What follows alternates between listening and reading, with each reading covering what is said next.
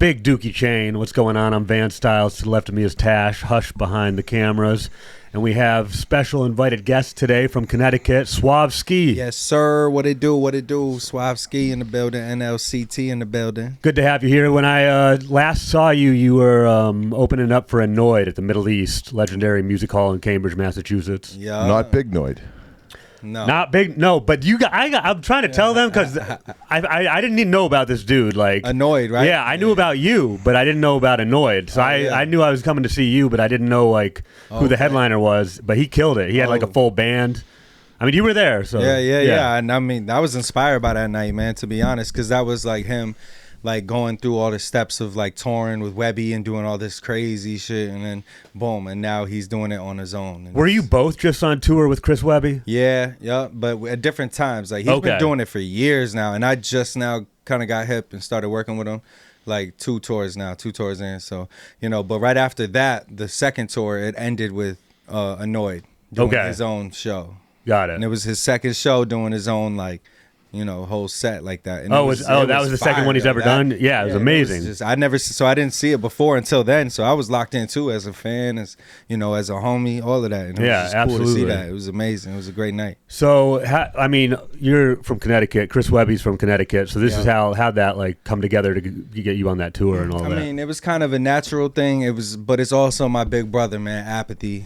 Shout out to Apathy. Yeah, definitely shout out to Apathy. Yup, Demigods, Army of the Pharaohs, all the he has an extensive list. He's a Connecticut legend. But so basically his ties, like he reached out and just, and told him like, yo, my little brother Suave trying to go on tour, and they worked it out. But then at the same time, I was talking to Chris Fury. I asked myself, so I asked from both angles, and then they were like, let's go, let's give it a run. And then I went out on my first one and learned the game real quick. Where'd the first tour take you? Midwest. It was Midwest, America. First time you ever out there? Yeah, I mean, I've been out there before because even with Apathy and Self-Titled, and they I was used to running on a couple shows with them. But Webby has his own fan base, his own fan base. So it's really locked in, and going Midwest and seeing that and seeing them all come out for him is I think it's probably for a lot of people though. I'm sure there's a good hip hop scene. What's a Chris Webby fan base? I mean, I don't know where to really take. I can't explain what a Chris Webby fan base would be. Or Jackson, what would it be, man? What do we consider? We got Jackson Wheeler behind another camera here. So we got the seventh camera. He's phoning a friend already. Right? Yeah. It's like when his guys, the first question. Yeah. But hold up. The reason that you weren't able to answer that question, and I understand what it is, you're practically naked right now. You need the gold. You need the gold Dookie, the big gold Dookie chain. Ah, yeah. That's the most important thing. We got to take off the headphones. We have to knight you. Okay. This is a very special moment. Okay. Ooh. Said he was almost naked. That's big. Yeah, that's now. That's fucking hip hop right there. Okay, that's fucking hip hop. So the name Suave-Ski, where'd it come from? Suave-Ski, right? So I was on tour. So what I first did was I was shooting videos back in the day, a lot of music videos and things. That's when I first met Apathy. Apathy just liked the work. He was like, let's shoot some videos. So I shot Curse of the Kennedys, a bunch of big songs on his album that did really well. And then from there, he was like, yo, I'm going on a tour. I need a hype man, right? And then he took me up to Canada. And then when we was driving in Canada in the tour van, in the van, you have so much time, bro. So I was before that, I was making breakup songs and stuff. I was a whole different type of. But how'd you get the name Suave-Ski? So that's why I'm. Okay. The story's happening. All right. We're in process. Okay. Because it was I went by my last name back in the day. I was doing. So what's your name at this time? Suave-Ski. No, when you're in the van. Camacho. Camacho. So when is that your first hip hop name? Yeah. But you said you were doing more love songs. Hold on. This is we got okay. Because you know who I want to bring. I got it. So the name Camacho was your first hip hop name, right? Yeah. Okay. So what's up? What's the name Camacho? Where does that come from? That's my last name. Okay. So you're going just by your last name, Camacho. Okay. Yeah, so now fast. So now you made a couple songs. You're in the van. You're on tour. Yeah. You got time. Okay. Now I'm in the space. Right. So now we're there. We're in the van, and I started writing differently, because I'm hearing him every night. I'm hyping him up on tour. I'm his hype man. So I was doing all the ad libs and then I was filming too. So I was doing two things. And then from there in the van, he was just like, yo, we got to come up with something to drop your music. How are we going to drop your music as? You know, it ain't no Camacho shit, so it was obvious. So we were like, you know, we just kept throwing names around Suave, and then it was like Suave, and then I said it, and we locked in with Suave, and then Enemy the Illest was there. So if somebody said Ski, they just yelled it out, and then it just turned into some reality. They were like Suave-Ski, like, all right, cool, Suave-Ski. In the beginning, everyone was like, bro, everybody hated that shit in the beginning. Really? Not lie to you, but then from there, Well, how does it feel when like someone's like, "Oh, your last name that ain't gonna work. Right. We got to fucking change that." I've been through that, bro. I've been through that. Camacho's definitely not gonna work for us. We gotta fucking change that. I've been through that a lot in my life. You could have been like, Chief Camacho instead Yeah, of there's- Chief Camachi. There's so many ways I could have took it. Oh yeah, he's out. Yeah. Shout out to him. There's too. Hector Camacho as well, and I mean, there's a lot of Camachos. But you were doing love songs back then. It was a different energy. I knew I had to change it if I'm going to get into the underground hip hop realm. And The only reason I'm bringing that up, Suave, is because any chance I get, I want to like mention our producer Hush's alter ego is Heartbreak Hush, and he does love songs for the ladies. hey, Yeah, come on, man. You know. Heartbreak Hush. He Yeah, does. that's just some real, like real life. Like you gotta have two kind of different vibes, right? Sometimes you get a little deep, Heartbreak Hush, and you just gotta throw on R&B. That's what we call him. That's what we call him around here. I feel that, man. So like, yeah, it was a tough. It was a tough move to transition from like. So it might have been Well, self-titled, well, yelling out ski in Yeah, the background. I'm trying to think too, because like also the people that you just named aren't like love song people, and you're like rolling with Right, them, but bro. you're making love I was songs. rolling with them. No, I stopped once I started rolling with them. It was Okay. like that couldn't happen. Like it Is was it like we I was ain't- like, yo, this ain't it. He told me it wasn't it, and I was like, okay, all right, bet. But So, let me shoot. Are this you an video. honorary member of the Demigods? I mean, yeah, I feel like I am a Okay, secret okay. member of the Demigods right now. Nice. It took some time. So You're like the Capadonna. Now, yo. Yeah, by now I better be. Are you the Capadonna? I'll take it. I'm Yeah. the Capadonna. Years later, you'll get Ashley inducted. so I'm just hold on. I'm just trying to set the scene because like I'm always interested how people start out in hip hop. Yeah. And like, cause hip hop is like where as old as hip hop is, so it's like it's kind of like a how you came in the game is kind of how you just it sets your tone for like the rest of and even how you think of hip hop. I get it. So it's like how old are you when you first heard hip hop, like the first time? How old was I? Yeah, like, tell me the first- How old are you right now? 12. I'm 34. Okay. 34. Okay, so like when's your first experience of hearing hip hop? I would say like maybe 11, 12. Okay, what is it? How are you hearing it? Like, yo, okay, and one, Okay, Yeah. anyone Mixtapes. mixtapes? All right. right? Hooping. I was outside balling. I was a street baller all day, and all I was hearing was DJ Green Lantern, DJ White Owl, Invasion, G Unit, 50 Cent, all of them, Eminem. You're like, in Connecticut, so you're Yeah. actually getting all the New York shit too, because where you're at. all the bootleg mixtapes Yep, and yep. everything out at all the gas stations. I saw all of that whole shit. Yeah, see all that people don't know about that part of hip hop that aren't from like the Northeast of like the whole bootleg era. You Yeah. came like the very end of it, like you know what I mean. It was on CDs by the time you got here, but it was like Dang. it in was. Michigan, but like I used to live in Connecticut, so I was so you're going part in, of the- I was yeah. buying all that too. Like Yeah, so especially you're- when we go okay. in and back and forth to New York. Yeah, because they made it to Boston, so that's okay. So you're in that era. DJ and, Who Kid. And when did you start like from being a street ball kid, playing basketball? Fabulous. Like he was dropping records, and I saw him, and I was just like, one and then the two, and then I was just started. I don't So know. when are you I was like, writing. okay, I can do this? Okay. Like when do you when want to that start really writing? happened was like, okay, I was getting in trouble listening to that kind of music, right? I was in New By who? London, Connecticut, and I was outside with the wrong people. Who's getting you in trouble? My, Yeah. my boys back then. I had a couple of my boys, Robert Dillon, AJ. We was doing dumb shit back then, right? So, But who's around like 13, yelling at you that you're listening to hip hop my music? kid, it wasn't really the music. It was like the lifestyle, right? And we were outside doing dumb shit. I came home. My parents got sick of it. I was skipping school. I was going to East Lyme High School, but people from New London were picking me up, and every day they dropped me off. You know what I mean? I just get picked up and go right back to New London, and it was like they had enough, so they shipped me to Texas. They said, listen, you could either go live with your aunt in Fort Worth, Texas, or you can go to Mississippi to an all boys school, some sort of Catholic something. That's a So choice. hold on. Going to Mississippi Yeah, and an yeah. all Yeah. everything you just said sounds like the worst thing in the world. Mississippi without that second part. Yeah. I said I'm going to Texas because Yeah. at least there's like females there, right? So And at least it's not Mississippi. we're going to Right. Texas. Man. So really, then when I went to Texas right away, I got settled in, and then my cousin Josh, who goes by Milky Beats now, he was a producer, right? But he found the MPC. I was there when he bought it. We were in the room. We had the closet set up. We started just coming up with the music shit because Chopped and Screwed, Paul Wall, Bun B, Slim Thug. Okay, so how old are you when you moved to Houston?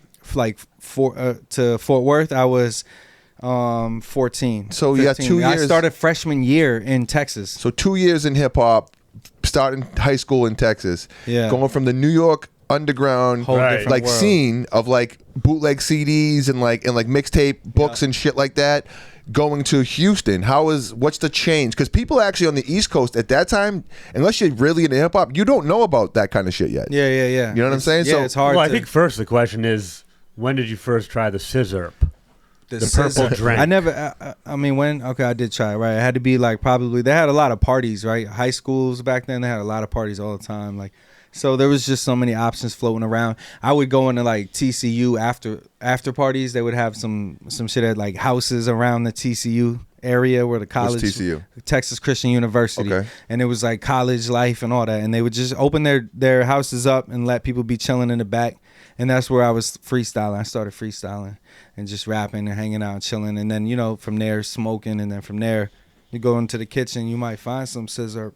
You might find that. Okay. At the Christian college? Wherever in Texas. At any party, anywhere. They had it everywhere. It was like an epidemic, man. It hit everyone. But you had the choice, and I chose not to. I just tried it once. Okay.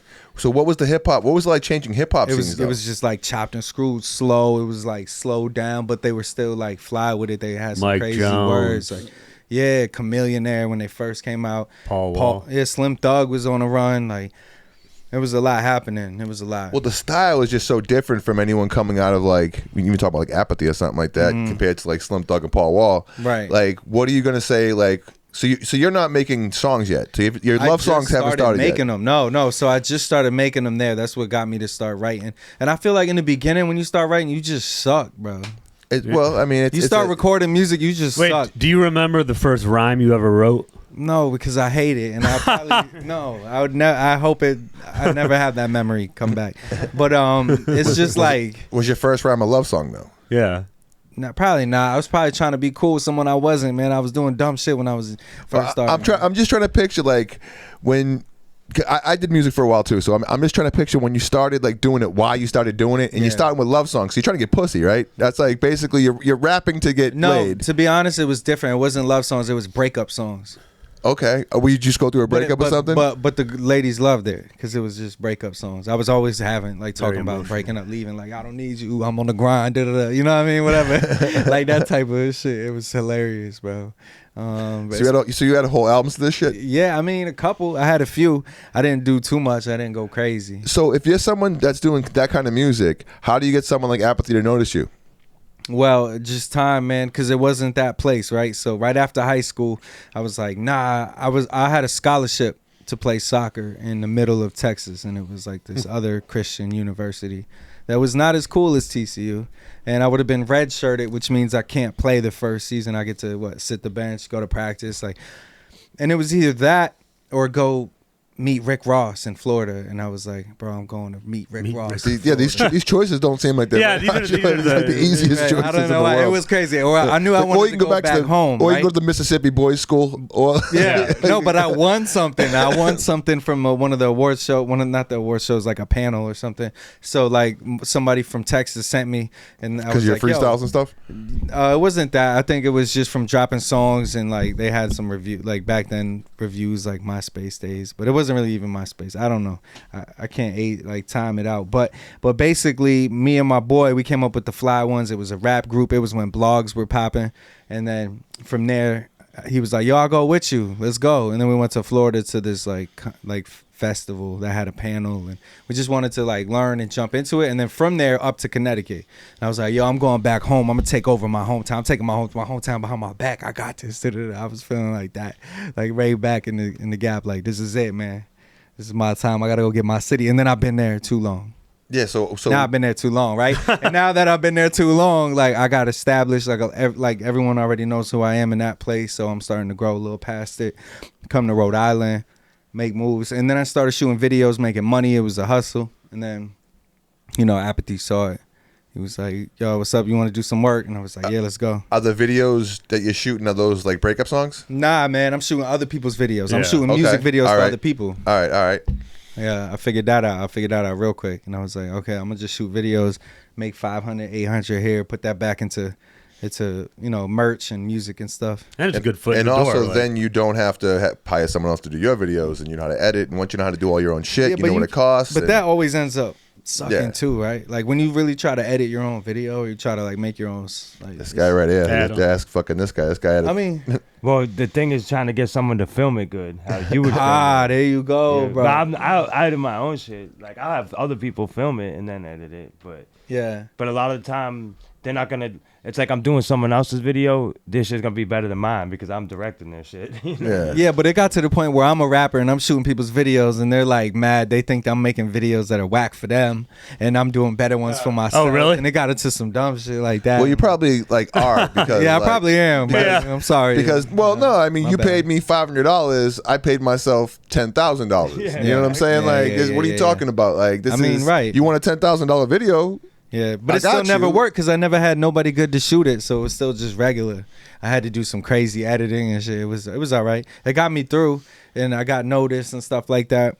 And then I find too that like a nice camera gives you access to a lot of areas that you normally wouldn't have if you don't have that. If you have like a good fucking like a good game Yeah. in a camera, Right. you can kind of get to any space, especially in hip hop, because people in hip hop are very open. And if you're willing to film, they're like, let's fucking go, come film it. I want Right. to be on camera. Right. You know what I'm saying? For the So most it's just part, like yeah. it's just it kind of always just works. So just by having the camera and stuff, and by making your own videos, and then kind of you can show people your work. You know what I mean, look It- at us. We're here today, man, and Yeah. we're here. And you grew all the way to this point, right? How long have y'all been doing the podcast? About now? a year.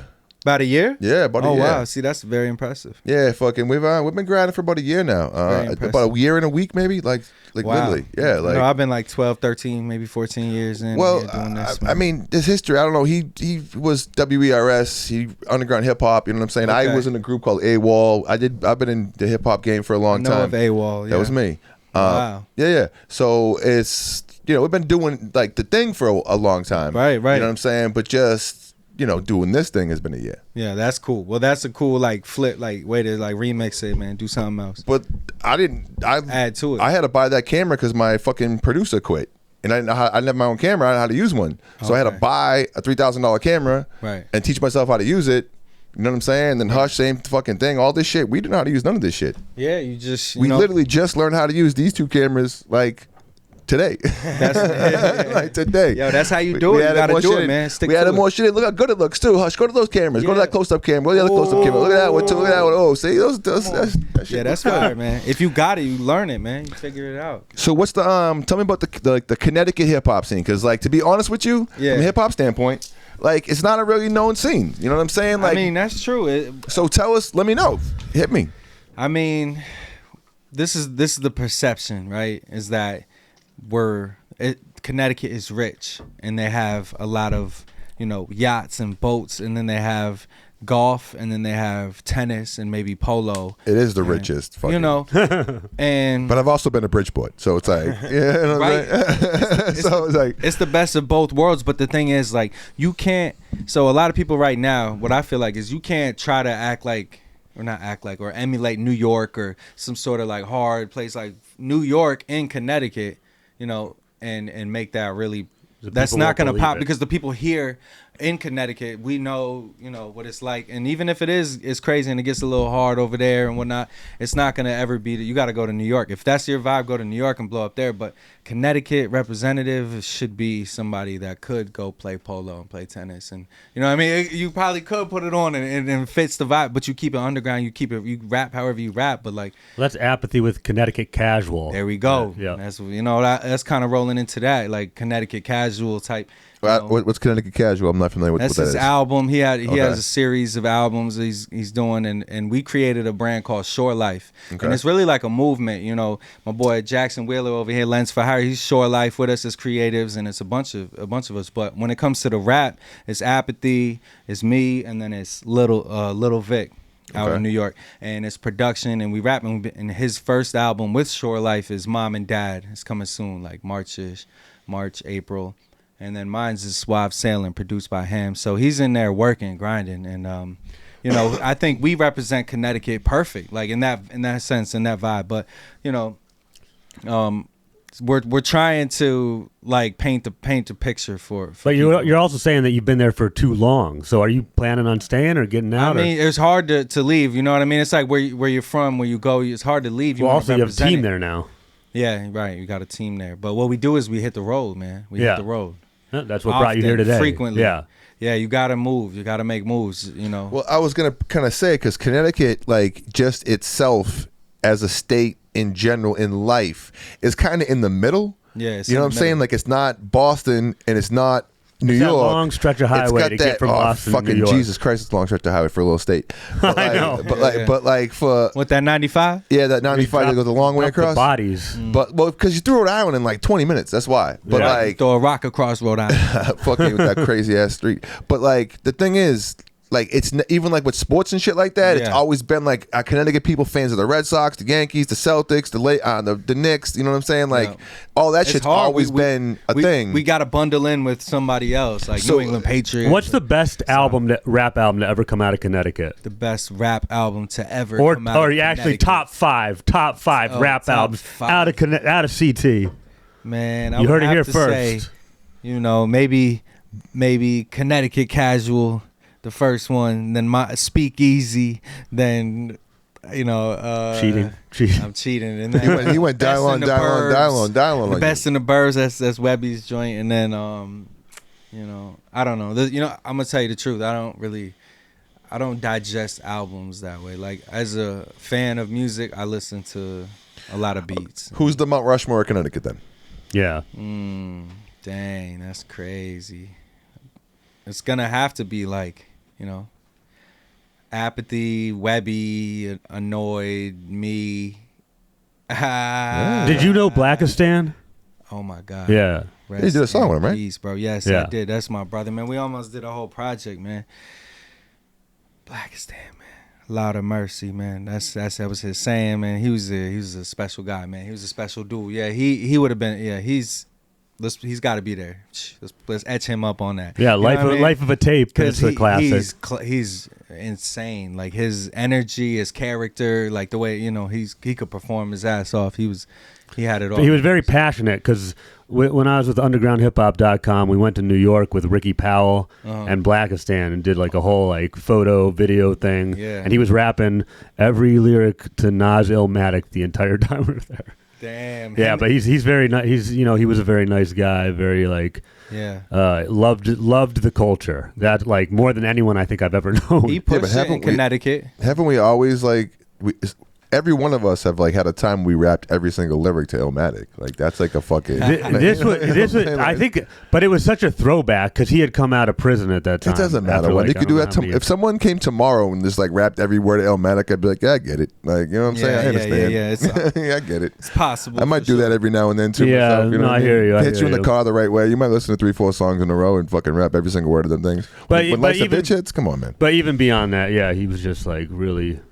And then, like, I wish hip-hop. we could, like, hey, Siri, what is the Mount Rushmore of Connecticut? I wish we could ask somebody right now and they could. You're wearing the Dookie Chain. Siri isn't wearing the Dookie Chain, though, right like, now. So I know, you have I all get the it. power. I'll do it right now. I just wish you could see somehow, like, because who's really John Mayer? What are we talking about? Oh, he's from Connecticut. Yeah, that's my guy, man. Okay. John Mayer's your dude? I wish, man. Wait, okay. I'm a fan of John I was like, Mayer, man. yeah, I wish no. I could reach out and be like, yo, listen, I got this. Wait, was he the one that did Your Body's a Wonderland? Yeah. Okay. Yeah, he did a lot So according to That's Heartbreak Hush's ChatGPT, favorite song. according to ChatGPT, number 1 is Chris Webby, number 2 is Apathy, number 3 is Whit Lowry, Oh, I know who that is. number 4 is the Skinny Boys.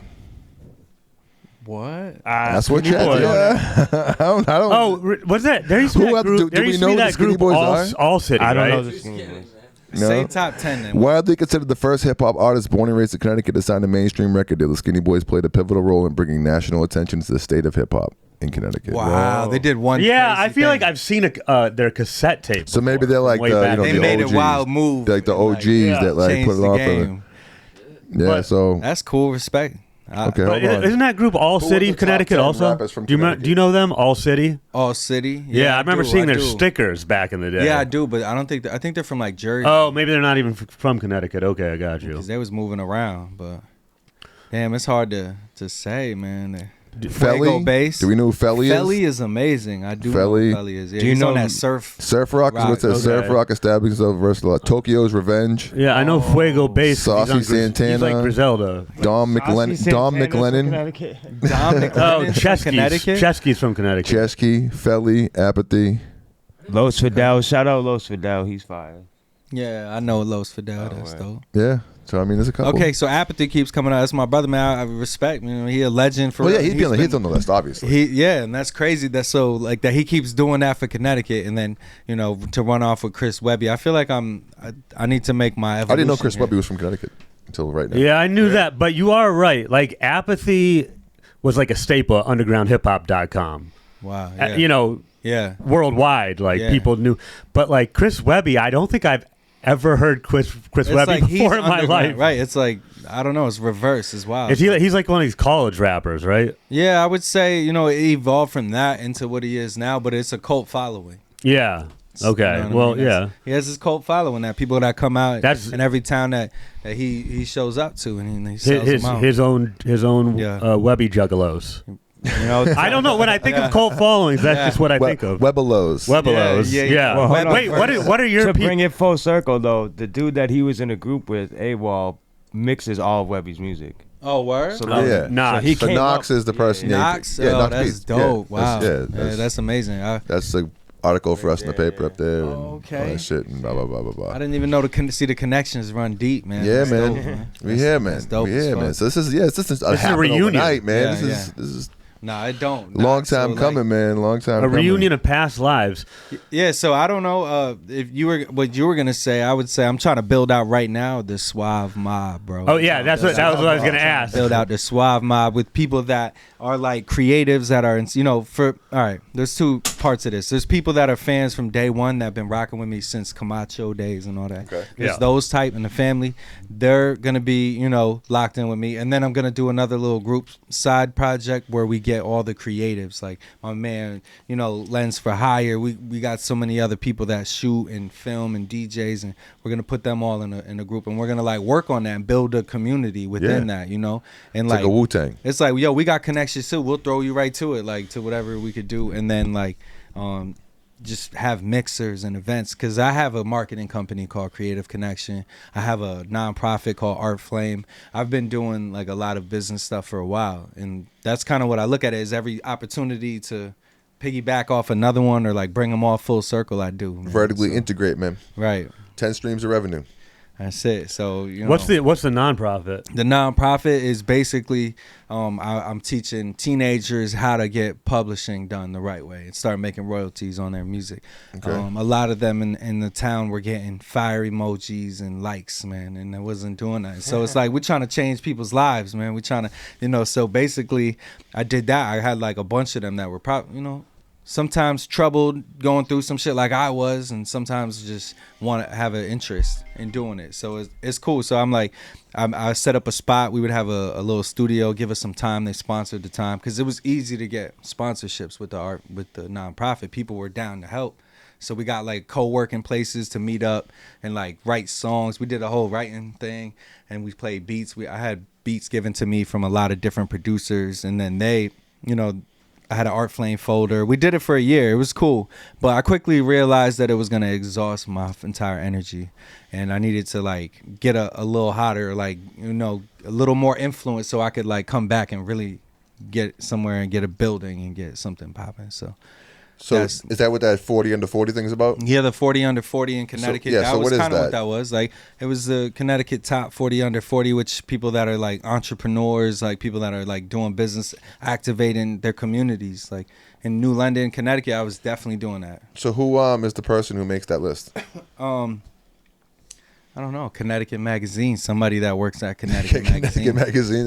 Is there a magazine called Connecticut Magazine? Yeah, it's like, It's like the most generic name for a magazine. I like Connecticut it. I like Magazine, it. man. I don't know what Well- it really is, but there's a lot of lists. Well, man. no, but I'm bringing that up because like as you started with Connecticut, I've been to Monroe too, so like I know like about like that shit, and like I said, I've been to Bridgeport, like I've been to the real part of Bridgeport. You know what I'm saying? So like I dated a girl that went to out of high school. Like I dated a girl that went to Sacred Heart. So you went out one way and you Sacred Heart. On one way you went fucking like it was like mansions, and then 200 yards the other way, it was like the fucking active. hood, It was active. Yes, right. You know what I'm saying? So Connecticut is both ways, but Connecticut is also the richest state in the country. Yeah. So, with that said, being one of the top 40 under 40, I should have more investors. Well, that too, but bigger investments, more investors. If you're the top 40 under 40, you're going against people that are obviously big wigs and big companies and shit like that. So that's actually more influential than you're letting on. Is what I'm kind of getting at. Yeah, congratulations. Man. Thank you. I appreciate that because I'm not just trying to rap and make music. Like definitely, that's not the only. It's probably easier to be top 40 under 40 like in Mississippi than it is to be top 40 under 40 in Connecticut. In Connecticut, you know what I'm saying? Exactly. Let's put it that way. At Harvard, it's a little bit harder than Now my family was proud. State. My pops they framed it. They took the magazine. They were proud, man. I made it on Fox 61. They had an interview and I was in my space, Creative Konnection, talking about all of it. And I had the Artflame classes there. Like it was a cool moment, man. But like it wasn't taking me to the next level, so I needed to hit the road, man. But I'm always there. Like I have a family home there. I'm never leaving New London, Connecticut. I'll always be there, man. But you gotta expand. You keep saying you got to hit the road. You got to hit the road. Got to hit the road. So can just like what do you mean? So I mean, for me personally, it means everything for this year, right? I'm turning 35 March 23rd. Shout out to all the Aries gang, But and I feel like this is the time I told myself, like, and not even on no like hip hop, like rap has the age thing. It's not even that.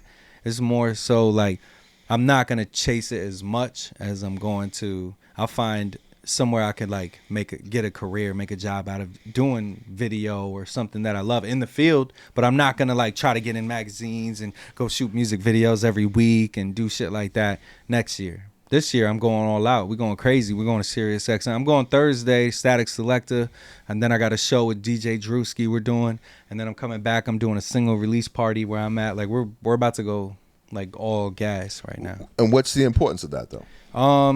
The importance of that is, to me, is just to prove that it could be done with one song. Like, in a way, like my brother.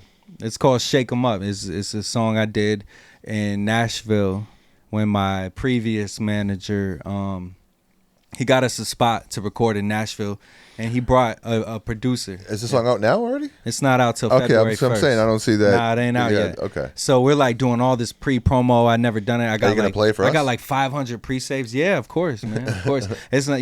What's crazy? This is funny, man, because we're talking about like Apathy and all that. This is a different speed. This is where I can get off. I can like rock with a trap beat, or like my guy throws the 808s and does his little thing. It's not like too crazy, but like I'm a versatile artist. Like I like to go any direction. And this song was like, I didn't write it.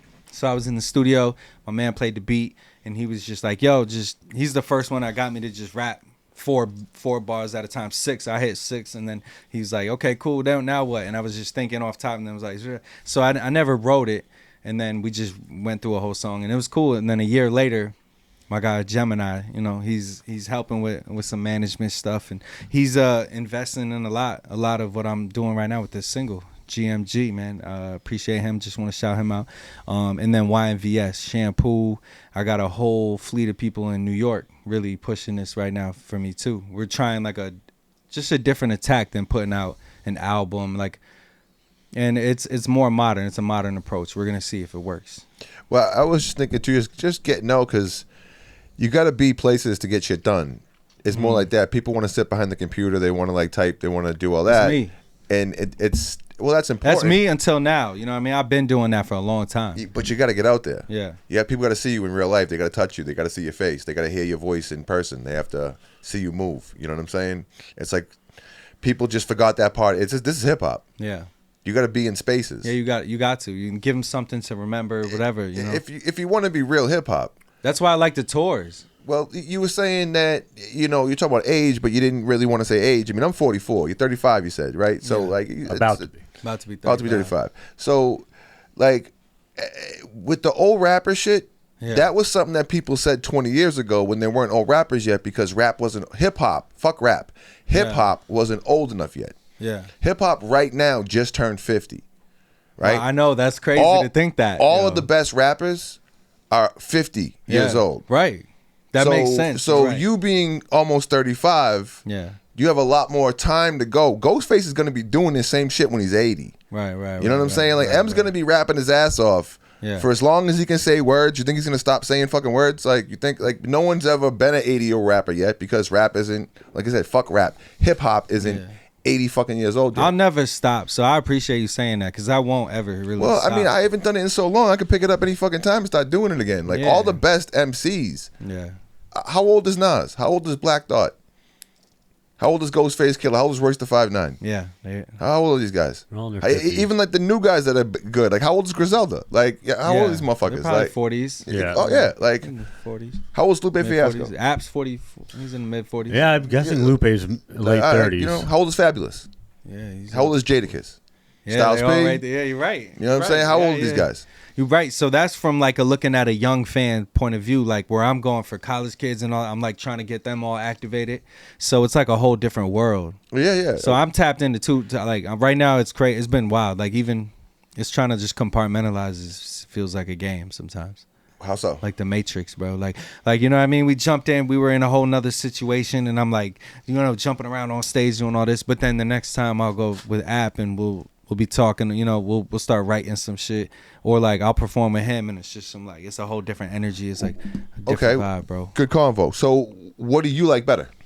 I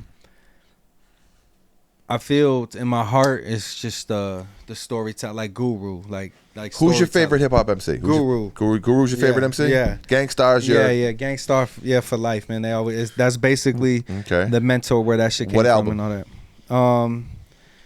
I don't know what album. I know I listen to Full Clip all the time. I listen to Above the Clouds. Those are my two. I would say two top. What's the one? There's a story. He tells a lot of stories, man.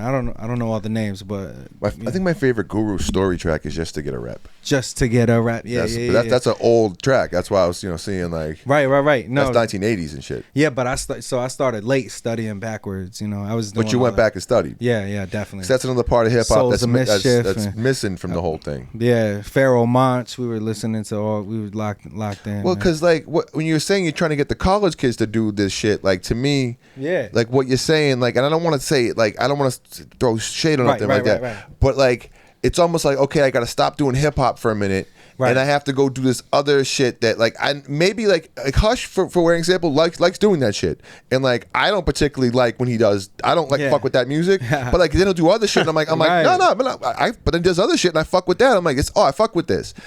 But he likes doing that. The way you kind of said that didn't look like you really like doing that. Like doing what? Which like one? It's like the going down shit and having to like do the jump around for college kids. It's almost like you're shucking and driving and shit like all that. right. Yeah, that's kind of a fact. You're right. It's kind of a fact. But like I'm willing to like be the type of artist that, you know, I'll let one of my good close friends, family members try to like give me a direction and try something out, like because I'm the vessel for that, and you want to you know some sort of artist. What do you think would help to like monetize something or spark something where we can make more money? We could you know. Well, that's like a really different approach though, because most rappers are very like egocentric. I know, and bro. It's like I know. I'm having a hard time doing it. I'm not gonna lie. But that's what to me, that's what makes rappers like the best rappers.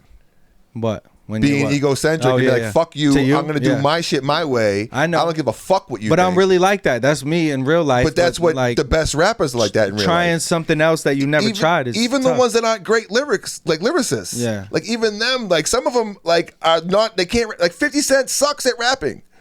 Right? But he's like one of the greatest of all time because he just doesn't give a fuck. Like, you know what I'm saying? His delivery's like, he's gonna do it how he wants. Right? Games like there's guys that just like, they don't clearly give a fuck. Right. You know what I'm saying? Like, but somebody influences them too. You know, at some point for something, somebody close to them. Cool G like, Rap.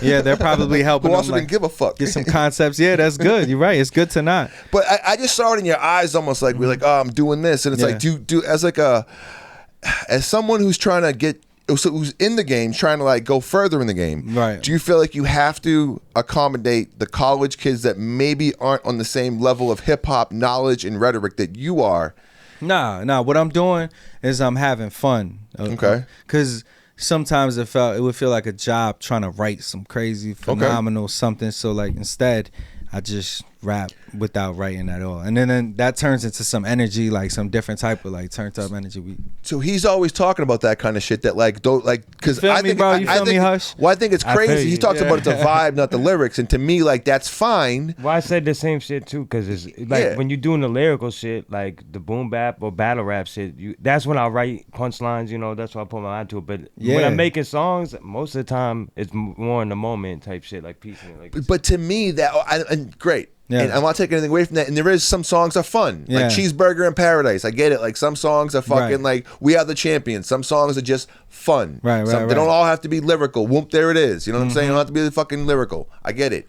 But that's not hip hop. Yeah. No, but you could be lyrical fast. Like, it's not hip hop. If it's like it's music. It's music. It's music. I'm not taking it away. And it's not bad music either. Like I like it. I fuck with it. I don't know what it's categorized but it's not as. Hip hop. Hip hop is the art of writing bars over a fucking beat and rapping. Right. That's what hip hop is. You know what I'm saying? That's what rap music is. You know what I'm saying? You're still doing that. You're just doing it quick. It's not the same thing, man. What Ghostface Killer does and what that is not the same fucking thing. It can be though. It depends how fast you can. We don't all agree on this point. Yeah, I can see, but it's like it's just it's always gonna be that fight, and that's why. I could see it in his eyes though. He was like, "Oh, I got to go to colleges and like jump around and like have fun with it." And like he's like, "Then I get to go to with Apathy and like write shit down." And he's like, "That's what I'm trying to fucking do." And it's like the struggle of like an artist in the hip hop space right now because it is a lot of work. Because if I came back into writing shit, I'm not gonna do any of that fucking kid shit. I'm just gonna write bars for like people that fuck with bars. Right. He's looking, but you're looking for a lane. I'm looking for a little bit of a lane. Diversify your. I like. Yeah. That's what it's been fun meeting like new people, like younger crowds, and seeing what they're thinking and like talking to them about that because they have some crazy views too on what they're listening to and like with TikTok and all this shit. Yeah. Who do you like of that's like current young right now that they like? I mean, those people that they like. He was all trying to sound cool for a minute. Okay, Lord Skull, right? Y'all heard of him? He's in New York. He's younger, but okay, that's that like trap, like BLP kosher. He's you know what I mean? He's pushing the Hebrew. Just filmed him in Connecticut. He was at the Webster. Really? Yeah, him and Babytron. Oh, okay. Yeah. See, he got a different approach, and like he's saying something, and it's fun and. You know, they got good visuals and all that. But, you know, it's easy to make a package. But basically, at the end of the day, this is my life. It's a lifestyle. What I'm doing is I'm putting it all on the line, and I'm interacting with everyone who wants to interact with me because not only do I rap and make music, but I connect a lot of dots. I put people in place to win. I motivate them. I push them. So, like, I'm like a coach in a way.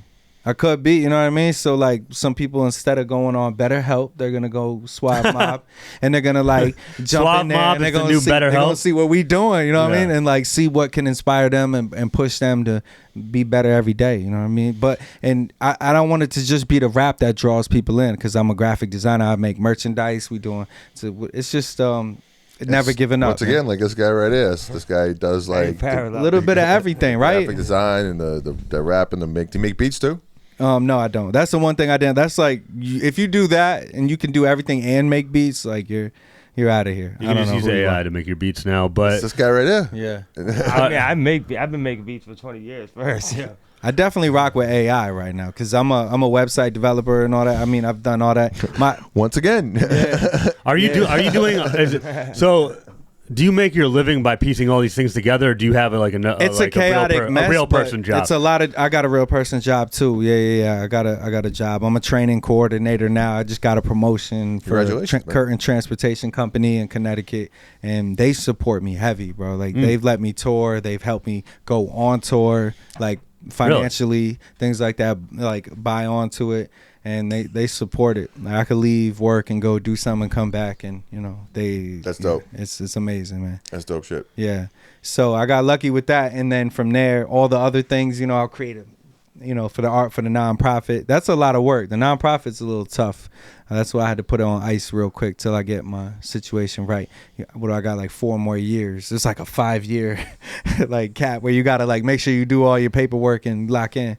But But I have a vision for it, and we're gonna bring that right back. You know what I mean? But right now, I gotta hit the road. I want to do Europe, West Coast. I want to like. For people watching, like, what's an album, song, or music video that you're most proud of? You would like people to have like the introduction to Suave-Ski. I would say for Suave-Ski, it would be the latest video my man Lens for Hire did, and Nate. Shout out to Nate Mint Productions, man. We did a song called Ups and Downs, produced by Apathy.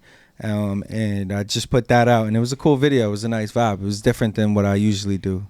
And then 40 Under 40 freestyle, which is where I talk about that a little bit. You know, I'm just naming all the things I'm doing. I put all the businesses in it. I'm like my man Pete. He would say that I'm like a mentor rapper. You know what I mean? What's the music media mentorship? That's a nice little alliteration to it. It's like your vision's kind of what I'm talking about doing here is almost like we're building this podcast as a way to, it's a platform to jump off with everything else. Like everything can always come back. We can always sit in these chairs and talk a conversation. Right. And everything else can build off that, whether it's cameras, microphones, music, blah, blah, blah, blah, blah. Everything else can go, shows, events, hosts, everything can come from here. Right. So what is your main, what is your platform? what's your base? I don't know yet. I would say that's what I did make music. I made that like the base a little bit, but you know, we've been doing some vlogs that are pretty cool and they're kind of fun. Like if I could get more into streaming like that, I would love to do that. And just bring people into my life because there's always a lot happening. So being like a rapper, like hip hop is like only like just one part of like what you're actually trying to like bring. Yeah, to the table. Do you even want to be known as a rapper? But I knew that since the beginning, and no, not as a rapper, but as an artist. Like I already knew that because hip hop is all these other elements, right? It's always been like that. So that was always gonna grow with evolution, with even the. What am I saying here?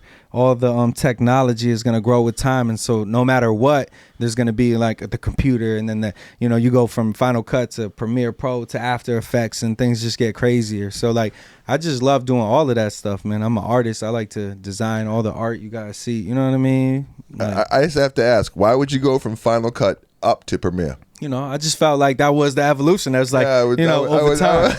Tell this guy. Yeah, things get a little better over time. But Premiere, you have to pay a monthly. Adobe Cloud. Yeah, you got to pay for the subscription. Final Cut, you buy it one time and you're done. Allegedly. Oh, allegedly. God. Heartbreak Hush over there talking about cracking programs. I don't know. I need my Photoshop. I've been waiting for the Photoshop. But what was your favorite era of hip hop? Maybe it is the 2000s, the early 2000s. Okay, like G Unit, Eminem, all that. Yeah. That's what I'm gonna say. Yeah, it was crazy. That's still then. For sure. In terms of like, so the album I was listening to on the way here was Only Jams. Oh, you listened to that? Yeah. See, that's great. You see what I mean? Like, well, I don't think that Tash heard it, but I listened to a little bit of it. Did you listen to that? Okay, because that's like Young. Like, who was the dude doing it with you? It was Young Vice City. Yeah, Young Vice City. Okay, from New London. Yeah, so like, that seemed like a fun one. It was like fun. We were in the studio, and I was like engineering like for work for a little bit on the side, and I had some free time after. I told him to pull up. We were just chilling, smoking, and like we ended up making that. And it was just like, yo, why am I gonna hold this off? Like, I'm gonna just let that go. Like, let's go ahead and put that out. And then it automatically, like, it got my whole town, like, it did numbers. It was doing good. It was like the vibe was right. Everybody wanted to play that dim song. When it get dim, everybody was saying that. When it get dim, like, you gotta hear it. It's funny. But yeah, music is just a way to, like, you know, it's just one part of it. It's like, and then there's something above that where it's like, what do you do with the music and your art, and do you give back? And I'm just trying to get to a point where I could give back more, because the more I get, the more I get. It's just like a cycle, man. And I'm glad, you know, to be able to do both, any sort of sound, any sort of anything, without somebody telling me I don't have a label, you know, just put it out. People are gonna ask me like, yo, what the fuck is this? And then be like, compared to this, it's weird.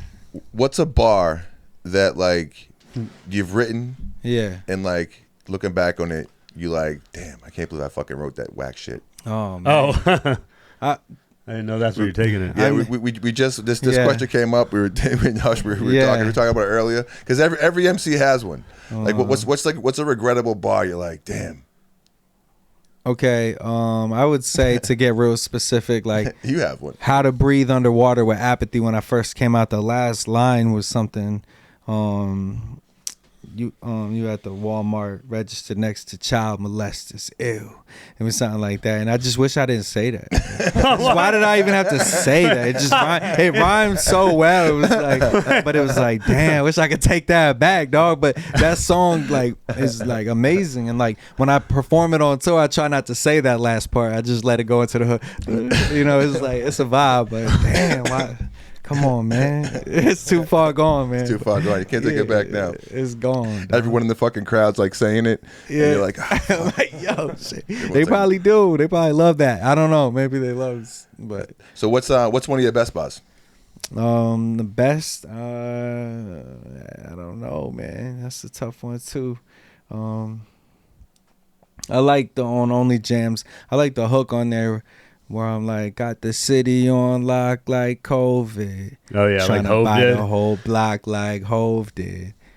You know what I mean? Kick Yeah. my feet up on the desk when I wrote this. I was trying to. Did you perform that when you were at the Middle East? A part of that song or not? The Because Middle I like East. heard it. I might have. Yeah. Because I was like when I heard that. Oh song, yeah, I was like, did. I heard this before. I did. Yeah, right. yeah. I did. Yeah, I Okay. incorporate both. I try to make incorporate them both. Have you ever forgotten your Sounds- lyrics on stage? Oh, absolutely. Yeah, absolutely. I'm right now for Thursday. I'm like going over a set. It's 5 minutes, but it's 3 joints back to back, and I'm just trying to like be militant about it. And what do you do when that happens? You just you play it off, man. You just got to be an actor. You got to just get it right, man. Just figure it out. You just put the, dab, do something like cover the mouth. What was it? Remember Ashley Simpson like did like that thing on Saturday Night Live when she forgot like it was the fucking it was like a tape playing like the song. Yeah, it skipped and then she started like doing that weird dance and shit. Oh She no! tried to play it off now, Yeah. but Fucking we got to show that. what's the weirdest thing a fan's ever done? The weirdest thing a fan has ever done. Oh boy. Betty. Huh? About Betty. Oh, Betty. Betty was that made fans do weird things, but it was like, yeah, you're right. Well, hold on, what? You're actually right. Betty, so like on tour with Webby, and we was the first tour, and one of the shows, my DJ at the time, Louis Rock, pulls up with the blow up doll, Okay. right? And then what happened was we do the whole show, the blow up doll, we rocking out, he brings it out, he throws it out, somebody gets it and starts moving around. And then by the end of it, everybody ended up signing it. And then for some reason, she had an Instagram.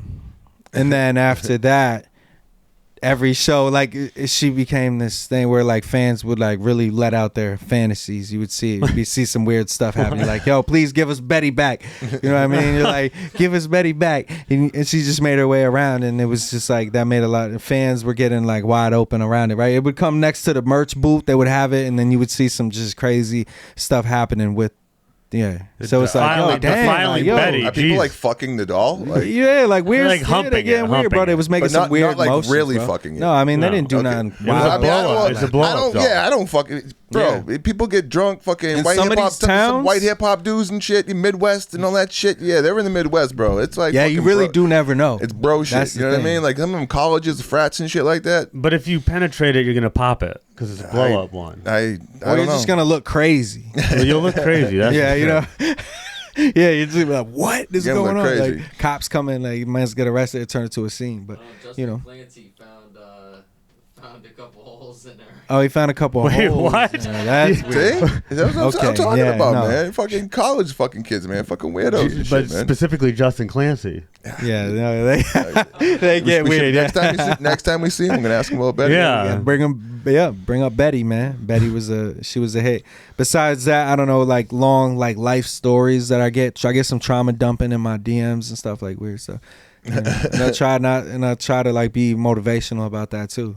Mm-hmm. Yeah. You know, but like very short. Why do you get trauma dumps about? And like, are you talking about? I don't know. I guess in some of the songs, like somewhere they connected. And they just, Okay, so you're writing. So those are the songs that aren't like the college Yeah. fun songs. Those are nah, more like the. I don't have a lot of those, honestly. the college fund song. I'm just trying a few things. I just really want to, you know, show that I'm not afraid to do it, because that's what people. There's a war going on there in hip hop. You know what I mean? I get it. I understand. I'm not playing both sides, but you know what I mean? I'm just running in between and I'm just weaving. Like, is there a way to do that lyrically in more hip hop? I think so. Yeah, you would have to hear it and tell me what you think, man. But I feel like that's what I'm doing. And your hat says, I think Annoyed's doing that too. Oh yeah. Yeah. Your hat says, take the risk or lose the chance. Take the risk or lose the chance. There you go. What's the biggest time you bet on yourself and it was like against all odds? The biggest or one that sticks out to you. I guess like when I dropped on even.biz, it's like a platform where you could put your music out through them and it's not on Spotify, and it's like you try to like get your fans to really invest in it. And like, you know, I made, you know, almost over $1,000 like in the first day with it. Even.biz, like if you really put out your music on your own, it's like a Bandcamp or something, but you know, it has a streaming platform, and it was cool because I could have tried to do that with someone else, which I just got. Me and Apathy, the way we're gonna put out our next albums are like we had a big support system behind us for this time. We really ready, so like just mom and dad, Suave Sailing, Shore Life coming soon, all of that. But with that, you know what I mean? Like putting it out on my own was like different territory, and seeing if I had fans on my own. And it was cool to see that I What's did. Mom and Dad? Mom and Dad is the first album. It's Apathy's album. Okay. And it's a cover of the Reagans. Okay. Hey, you know, and they're sitting in it's funny. Yeah, it's just it's Nancy and, you know, the other, I don't know. We've been Apathy's all struggling. Yeah. Apathy's all heavy, and he's in real estate now. Did he try to get you in that? And for a while he did. He hooked me up with jobs because I was shooting videos. So I was doing like real estate photography, videography. Oh yeah. You know, that was cool. There's a lot of money in that shit. Yeah, there is. Could have made a whole career doing that and just stopped trying to do this. But why do you keep trying to do this then? because it's inside of me, bro. It's like lives in me. It's like I'm comfortable in chaos. That was the first name of Suave Sailing, right? What's the part that lives inside of you though? It's not the music part, the creative part. The music is like, because the music is my therapist, like for real. Okay. It is. And I know a lot of people say that it's cliche, but it just is, man. You have a moment to just, you know, it's better when you really get someone that you trust to like work with on it too, an engineer, producer, someone that you like in tune with, and then that happens over time. You take yourself serious, other people take you serious, and then shit gets serious. No, I'm with it. It's exactly the same shit that we doing here. Yeah, so, I mean, I understand. You know, firm way. Yeah, piece by piece by piece by piece. You know what I'm saying? You got to build up this bricks, man. Yep. Rome wasn't built in a day, but one day when someone put a brick down, and you know what I'm saying, you gotta. That's what we doing, and we hitting the whip, and we coming up here to mass, whatever we got to do, man. We talk about this music shit every day, every chance. Yeah, I mean, how long was the drive up here? Hour 30 minutes. You know. It's not that bad. Like, not bad. It's still. It's not. My girlfriend is in Cranston, Rhode Island. You know, it's even closer. I could have, you know, stopped there, but now we all riding back. But you know, I like Rhode Island, Mass, getting out this way, going up to Jersey, New York. We've been doing that. Well, anytime you're outside of your bubble too, because like, what you suppose 20,000 people listen to what you put out, right? And then you go to this place in New Hampshire, there's 20,000 people there that aren't the same 20,000 people there. Yeah. And you go over here, there's 20,000 people. Here, there's 20,000 people. Here, there's 20,000 people. On the internet, on one site, there's 100,000 people. There's 50,000 people. It's like all these little pockets of people, and you gotta like kind of get 10 out each. You to only touch need each 10 one of each little spot. You know? You don't even. You only Maybe need 5. one. You only need one person. One. You're right. And the right person. You're right. But you're not gonna ever get to that person if you don't try. Like if you don't go to do these things, like you know what I'm saying. And just because like I only got one here and one there and one there, yeah, maybe like the fifth one is gonna be the right one. You know what I'm saying? Like put yourself out. You got to there, keep man. trying. Like. That whole like trying to be regular shit, like there's people that I tell him all the time, he's like, you're gonna be part of the show or you're gonna watch the show. Yeah. What are you doing? Like, what do you want to do? Do you want to watch it or do you want to be it? Like one of the other. Trying like, to be regular. You know what I'm saying? Well, I can't be regular. Like it's not. That's what I'm talking about. That's what I feel. Blood. That's like, what I feel in it it's too. not my fucking blood. Like I can't. Like I could never just settle into like okay, I'm gonna make $50,000. I could not settle. Just if all I gotta do is get up at 9, be home at 5, and I could never do that. Like, it's just not You what one of it them is. types, man. You in perpetual motion, bro. Well, nah, man, we're talented motherfuckers, man. Yeah. You know what I'm saying? And if you can do it, like, and he can do it, and I know someone that did it already, like, fuck that. Like, I know people that won Grammys. I know people that won Oscars. I know people that fucking, like, I know people that, and I'm sure you do too, that have traveled the world, that have fucking made millions of dollars, fucking hundreds of millions of dollars, like, produced, like, amazing, like, fucking records that the world has heard. Like, we know people that have done this shit. You just find a way to... Why can't I do it? You can. I know. And That's you why. are. Yeah, exactly. And you got to find a way to enjoy the process. That's what it is. That's why I feel like a lot of people lose it in the midst of that. You could do it forever and keep going, but like it's just gonna. See, that's where I might differ with you, because the thing is, if you don't love the process, you're never gonna do it. Like, if you're not the person that loves to practice, you're never gonna win a championship. All right. Like, if you're not the if you don't want to, like, if you don't like getting your hands dirty and building the shit. You just want to come when, like, it's time to put the frosting on the motherfucker. Okay, that makes sense. Like, you're never gonna have enough investment in the thing to care about it. Yeah, you're never gonna be great. Yeah, you might if you're talented enough, you might be good, but you're never gonna be great. It's if you don't already love it, like you said, right? It's not gonna last, and you're not gonna retire off it. Because if you make the right moves now, you can sell 5% of what someone else sells and live off that forever, because you own it.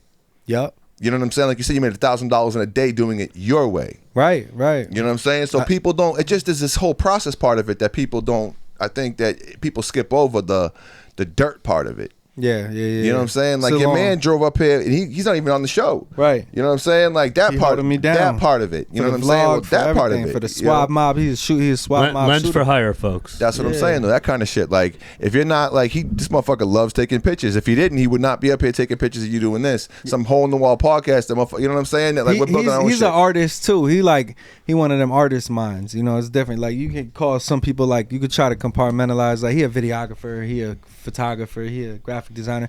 But some of them would just be like artists, bro. He's just an artist. That's what it is, Lens man. for Like, hire, you man. keep pointing, like, everything that's in this room is by somebody I know. Yeah. Like, this is all, like, our people. Yeah, so everything, like, it's all, this is what we do all the time. Like, there's no other way. Yeah. Do you understand what I'm saying? Yeah, like, there's no other way. You like, made it your life and you committed to it. I didn't make it my life. It just is my life. It is. And you committed, know what I mean? but you committed. Some people will try to enjoy the process and get excited and figure out like it's fake. You know what I mean? Oh, actually, this is all very inspirational. I'm tearing up inside. But I was just thinking about art. And Apathy has Connecticut tattooed across his fingers. Yeah. When are we going to see Suave-Ski get the hands done? I mean, not it's 2025. I mean, I'm just gonna, I'm not gonna do that. I'm just gonna do some other shit. You know what I mean? I like to wear my merch and like represent through the merch and stuff because I like try to design some cool shit all the time. I got varsity jackets. Suave can fit on one hand. Suave could fit on one. Yeah. Remember Suave House Records? You never know. Suave. Yeah, I know. That's what I kept thinking. That's some Texas shit too. Yeah, See, yeah, that's kind of plays into it. So had a lot to do with all of that. But yeah, I don't know, man. You know what's crazy? UMG, Universal Music Group, told me to get tatted up so I could be like the next, what's the dude from the Gym Class Heroes, Travis McCoy.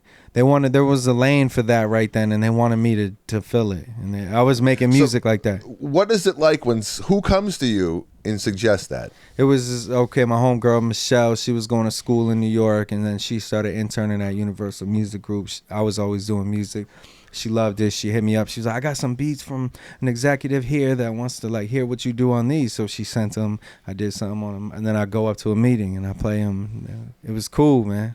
But at the same time, it's the flashing lights. It's like, and then they have the lights like that, and they bring the contract, or they'll tell you like what they think you should do right away. So what are the exact words that they said to you? Like literally that. Like there's the Bruno Mars. McCoy. I want to be the Bruno Mars and Travis McCoy hit single, something similar to that. Not. Did they suggest what tattoos you should get? Nah, but they said, get more, you could get tatted up, like, for the image, for the videos. And it was just so weird to me. It was like, but I was just playing along. Oh, yeah, that's regular. All these rappers out here doing that, of course, whatever.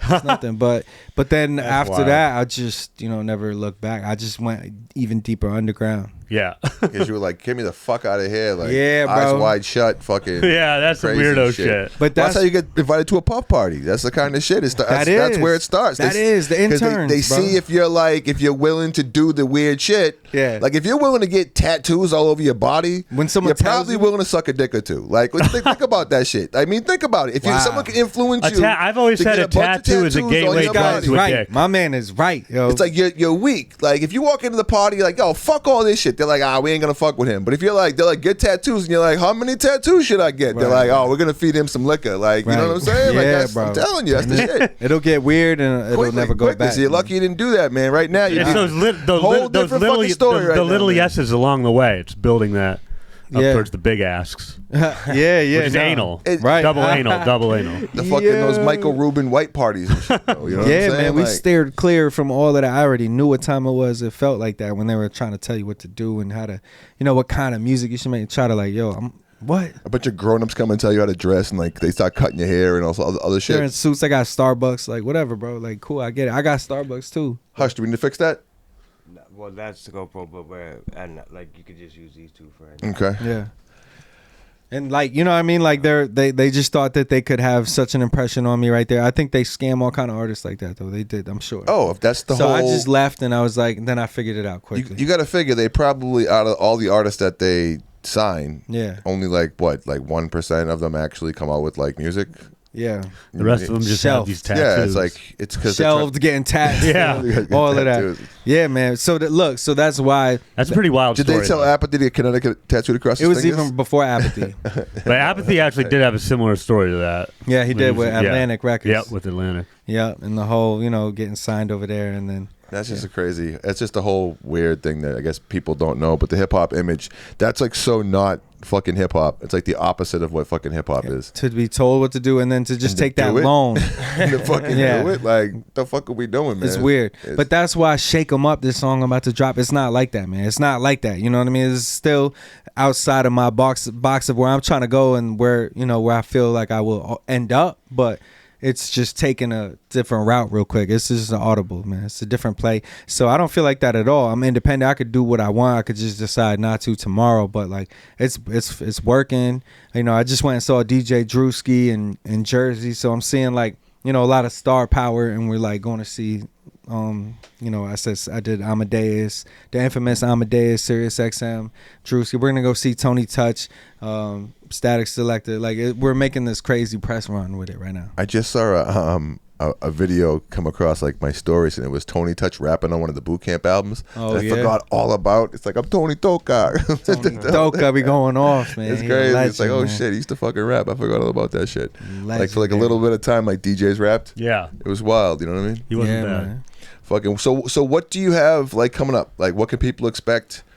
So like right now, another thing that I'm working on top of the single, which is Shake 'Em Up, February 1st. Right after that, we have another single. We're gonna announce that end of February, but I'm working on a mixtape, a 90s mixtape. I'm going over classics right now. We're trying to do it the right way and I'm taking my time and trying to make sure every rhyme hits for this, because this is hard. When What you do that, What do you mean when you're taking the classics? you go over like the DJ Premier beats and you try like some. Okay, so know are what you I mean? like doing like interpretations of these songs? or you Yeah, I do starting- my own. I just go off on it. I do an interpretation, whether it's a hook, verse, hook, real quick, and then cut to something else. We're gonna either get somebody dope. Maybe Big Mike could rock with us. Somebody that could chop it up a little bit and transition it. And we're gonna do that whole 90s. And then I'm doing a collab with 1990 something, which is a clothing brand in Hartford. My man Joe Banga. He got the clean threads all the time, man. He's selling out the trunk. He's going crazy. But we're doing a collab for that. And that's gonna be a whole nother push. And while that's happening, I'm pushing the songs on Mom and Dad with Apathy. That album, that's my second time on vinyl. It's pretty cool, It's a cool feeling, man. And then from there, after he does that, I'm pushing those records. We're doing videos. We're dropping all that. Suave Sailing, end of the summer, or like right in the middle of summer. I got my own album with Apathy. Your Old Droog is on it. That single that's out now. I got some dope shit happening. Stu Bangers, we're working. I'm working with Dave East producers, Buddha and Grands, Mike Cuz, that's my brother from another. There's a lot of that, a lot of action happening in New York, in the city, and in Connecticut. And I'm just trying to like be there. And when can they expect that album? We can expect that album. That album's summertime. This summertime we doing it. We dropping the Suave Sailing this summer, for sure. Okay. Mom and Dad First. I want to put attention on that because that's my brother, and I think we gonna do some legendary shit with that album. And you guys are all 100% independent, right? Yep. Anchors Up Records. That's what it is right now.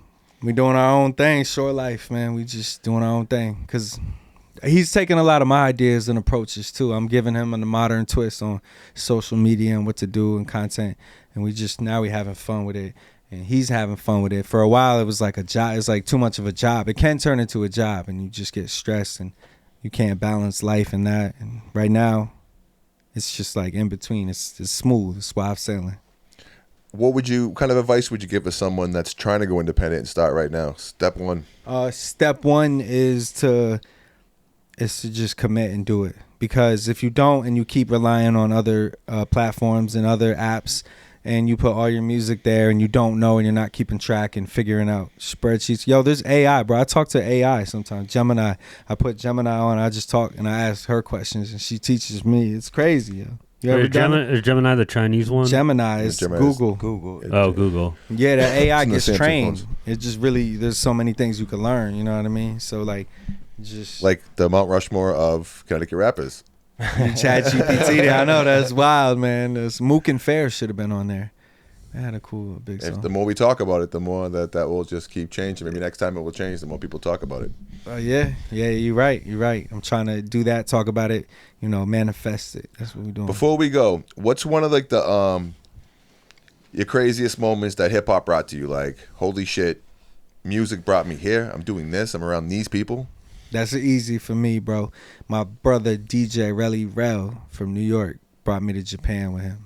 Okay. And like it was to film essentially, but then he let me rap. He let me rap my songs. Like he would just give me the mic, put my song on, and I just rapped in front of everybody, and we would just turn it up through Japan. Kyoto, Tokyo. We went to the palace. Like it was the craziest shit ever. Give us a Japan hip hop moment. It was like a crazy moment when he was like, it was this type of clubs. They're always like futuristic and cool, but they're kind of tight. But everyone was in the front. There was a couple dances that came out, and then like he just gave me the mic, and I stepped in the front, and we got all the shorties around. You know what I mean? And they was just dancing, doing their thing, and it was. And we filmed it. Somebody filmed it. I think he did. He must have took the camera. He ran around. He filmed me. It was dope. And it was just like, yo, we outside, man. And then we stayed up late. And just people were like hosting us. Japan is safe no matter what. You're safe 7 a.m., 9 a.m., like whatever time you wake up. You could be throwing up on the ground. No one fucks with you. Everyone. It's all respect over there. It was cool, but just to experience that and like be out there writing songs. Completely other side of the world. Yeah. From hip hop. Yeah. That is dope. That was my favorite because that changed my perspective on everything from there, like moving forward. Like Connecticut is cool, but like, bro, I'm an artist from this world, bro, from this planet. This ain't about where I was born. You know what I mean? It's about where I'm going. It's like, it's never been about that. People rap home forever, but you got to, circle. You got to get out. Get Change outside. Your perspective a little bit. Yeah, man. Your tour DVD can be called Setting Sail. Setting Sail. That's behind the scenes. Yeah. Oh, what is all the boat themes? We literally on the shore, bro. We got the docks. Like we sit there and eat, lobsters and lobster rolls and clam. Do you have the lobster shorts?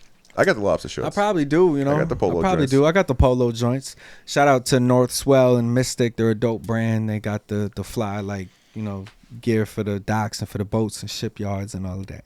And I'm doing a collab with them. But the boats, the docks, and I know. This shit. Hip hop has brought us to this moment. Yeah, the way you said it was like hip hop though. Like super hip hop. Like damn, bro. The drawbridge slowly moving up. You know what I mean? Right. We waiting on we don't wait on drawbridges, bro. We make moves. We hop on boats, jet skis, whatever it takes. Shore life for life, man. Shore life sure is. We don't wait for drawbridges. Yeah, no, all all of that, you know. But I'm doing a collab with them for Suave Sailing. I've heard a lot of brags of hip hop. See, like I said, it's about ego. It's about like how you have it the best and you're better than everybody else. I don't think I've ever heard anyone say, I don't wait for drawbridges. Yeah, that was good. Yeah, we don't wait for drawbridges, bro. We hop across like the pond. fucking peasants, fucking plebs, fucking drawbridges. They could jump on, bro. If you Suave mob, you could jump on, bro. It's easy. That's all you gotta do. Like, sign up. Now I'm picturing next time I'm at a drawbridge, this motherfucker's like pulls up with a boat, like, meh, meh, you know what I mean? Like, oh shit, he's fucking here. Sign up right now. You can jump on, bro. You know what I mean? Hit that QR code. Van, you got anything else you want to ask him? Ski. No?